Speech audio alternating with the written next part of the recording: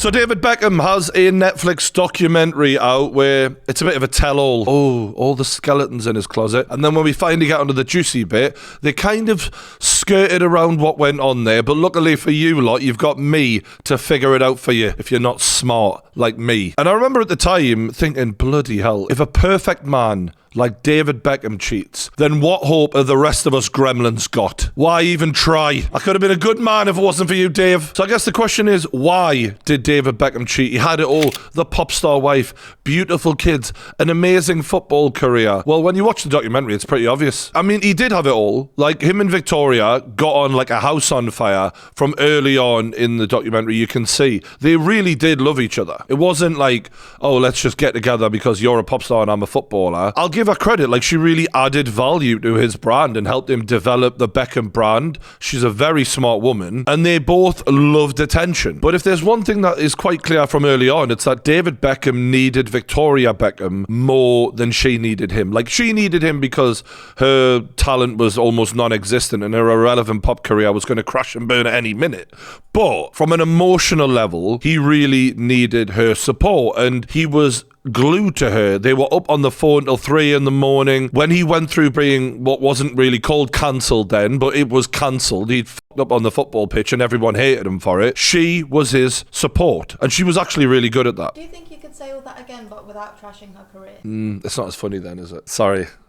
Oh, you know women, they do love to get their input in. Could you not say the truth? No, that's not how we do this on this channel. You'll hear less of her from now on. You'll be going down the Victoria Beckham road soon, love.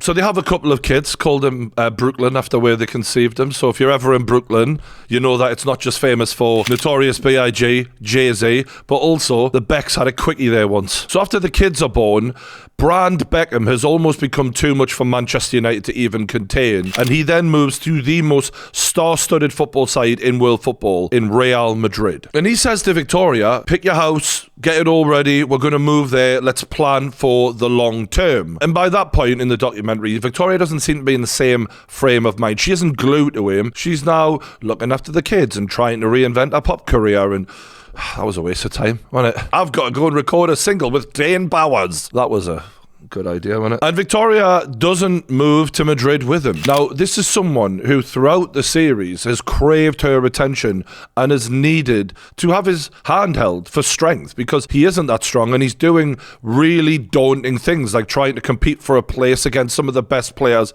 in world football in a new country and a new side. She allows him to go to Madrid alone. Have you ever been to Spain?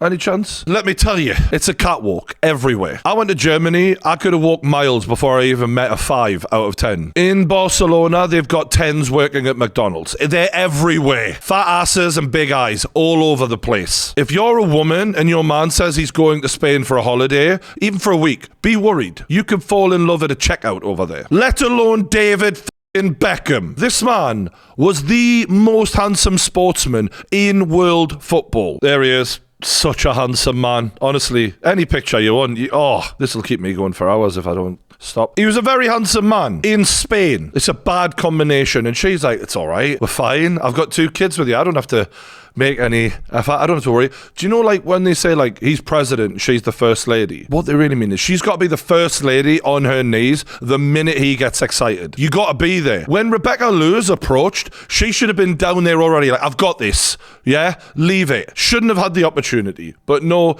David, twiddling his thumbs in Madrid, being handsome as one of the best paid athletes in world football, and he's just wandering around there, lonely. I'm not saying he should have cheated, but I understand. I know women, you hate to hear this sort of shit because it's always the man's fault. And generally it can be, right? I've done it myself. I was a piece of shit. Sometimes men are just pieces of shit. I get it. But in this case, through this entire documentary, all he wanted was to be with her. She didn't go with him to his new place of business. What did you think was going to happen? It's David Beckham. The fact that he wasn't already cheating on you means he was a great guy. It was getting thrown at him worse than Drake gets it. It was bad. He was probably having to like really push women away from him, and he maintained a relationship for a long time. And you know how you know this is true? Is that the minute it comes out, Victoria's straight over there. Immediately. Oh, now I'm moving in.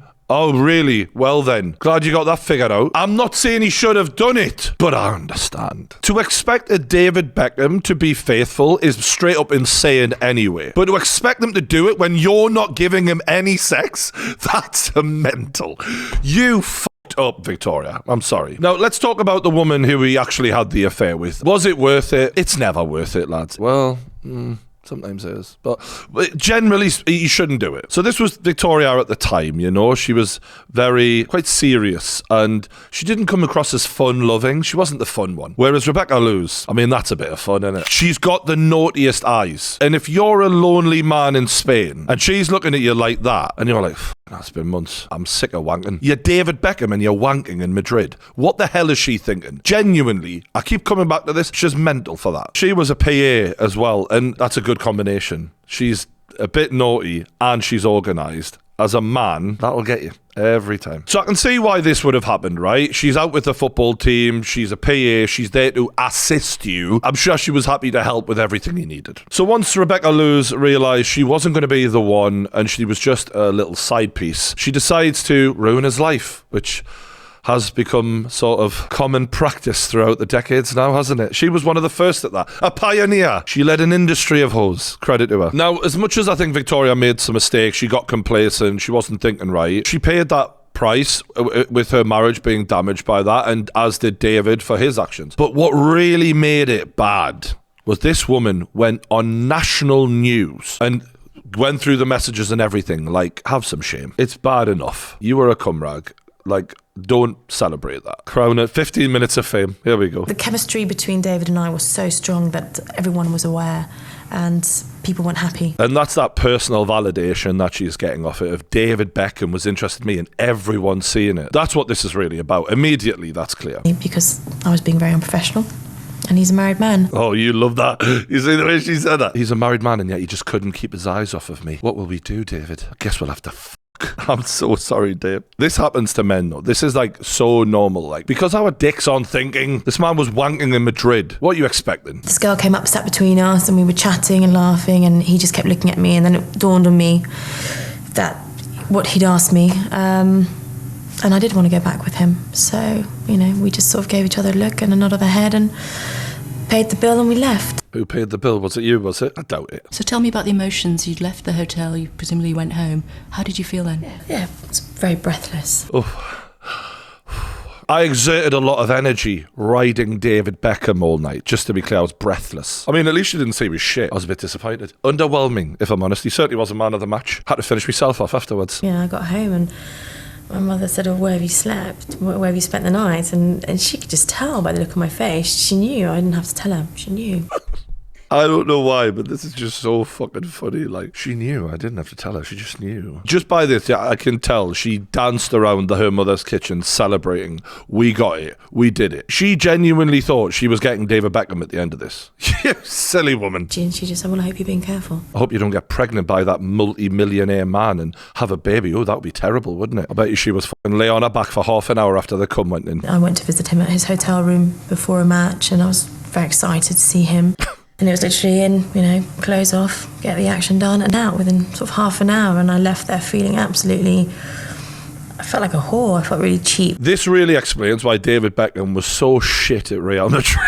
This guy was exerting mad energy before he even stepped foot on the pitch. Wow, David. He did half an hour and then another 90 minutes. His stamina was pretty good, though. I've got to give him credit. I felt like a whore. I felt really cheap and I felt used. I mean, she's entitled to feel how she felt, but, like, you were using him, right? You're both using each other. You know he's got a match at 3 o'clock, love. Unless he literally finishes inside her and then he pulls his Real Madrid shorts up. He's like, right, love, gotta go. She's like, oh, I thought we were going to grab dinner and have a bit of a... Nah, not today, love. Big match on. I said, I'm not even, why am I doing this? Why am I putting myself through this? Because emotionally I've been through a lot. She's acting like a burns victim. She had a few fucking quickies with David Beckham. I've been through a lot. There were still feelings there, I suppose. I adore him. I still do.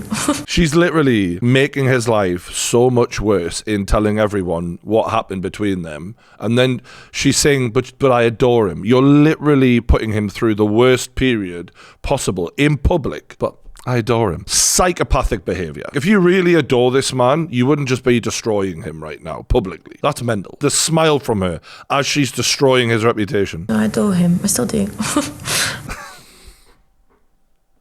By the way, if you're wondering why she's doing the interview, she got paid a ton to sell her story when this all happened. So, does she adore him? Yeah. But does she adore him enough to not cash in on him and ruin his life? Sadly, no. And that's the tragedy. People are calling me a liar and calling me names and you know, and at the end of the day, these are the facts. This is what happened. This is the truth. And I shouldn't be ashamed of it. I mean, you should be ashamed of it. Should he have done it? Absolutely not. Is he a piece of shit for it? Yeah, but you knew what you were doing. There's no courtesy there for other people's lives at all. As much as, you know, it's David Beckham's family, she was very aware of it. They were the most fucking famous family in England. But she's actually, 20 years later, started commenting on it again. Now all of this has been dug up. Got another chance, a few more minutes of fame, have we? So this is Rebecca now, just doing a bit of sunbathing. And since the story has been unearthed again, people have been spamming her with comments, and she's sort of had her say on it, where someone has said there's never been an admittance that the story was true. Someone else then commented, well, if it wasn't true, they would have sued her for defamation. And she responded to that with a like remark and a prayer hands emoji. She's now a yoga teacher, it seems, with a family of her own. I think maybe that's why she's barely acknowledged it outside of that. And hopefully, like, she's grown beyond the need for validation of being the side piece of some celebrity 20 years ago and keeps it classy and just moves the fuck on. So we've got multiple articles to choose from here about Rebecca Luce, thanks to Ground News, who are our sponsor today. Shout out to them. And they've got an easy-to-use website and app to give you different viewpoint on all of the latest news, not just Rebecca. And why I love this platform is it shines a light on all of the media bias and actually holds the media accountable by adding context and transparency. So this website will collate all of the stories about the news that you're searching for. And it'll tell you who the publishers are, their political bias, and how factual their reporting usually is. So I searched Rebecca Luce and David Beckham, and you've got 40 news sources here, 3 leaning left, 4 leaning right, 5 centered, and this is 2 hours ago updated. So very current. You've got 42% central bias distribution here. And why I like this feature is because when I'm talking to you about something, I want to know I've got the full picture and I'm giving you all of the information and not just what I've plucked from one newspaper that might just have the interests of the person we're talking about at hand. And another reason why I like this is I just get a list of information here that I can jump from news article to news article, all there in one place on Ground News. And we're also given a factuality score from the historic reporting of the news source itself. So The Independent has a high factuality score. Hollywood Life, however, mixed. So less likely to trust them. And as you know, I like to cover some controversial stories, and it's important to have all of the information, like with the Tupac story we did the other day. And that's why I'm glad to have Ground News back in the channel. Appreciate it. So if you want to check it out for yourself, go to ground.news/TG and you can sign up for free. Or you can subscribe before October 30th and you can get 30% off their unlimited access Vantage plan. As for the Beckhams, it does seem that there was a major change in their relationship post that whole time, where Victoria realized, like, I'm not the main player here, like he is, and I need to be there as a support for him. I credit her for that, in actually keeping the family together and not just destroying it over that, which would have been a possibility. Overall, I thought the documentary was good. If you haven't watched it, it's definitely worth a watch. In terms of like the big characters in his life, the Manchester United manager Sir Alex Ferguson, and then all the ups and downs throughout his career are in there, and especially the relationship with his dad was fantastic. So I do recommend it, but I did just want to comment on this for a bit of fun. Let me know how you've seen the situation in the comments below. Like the video, don't forget to subscribe to the True Geordie YouTube channel. Thanks for watching, and I'll see you later.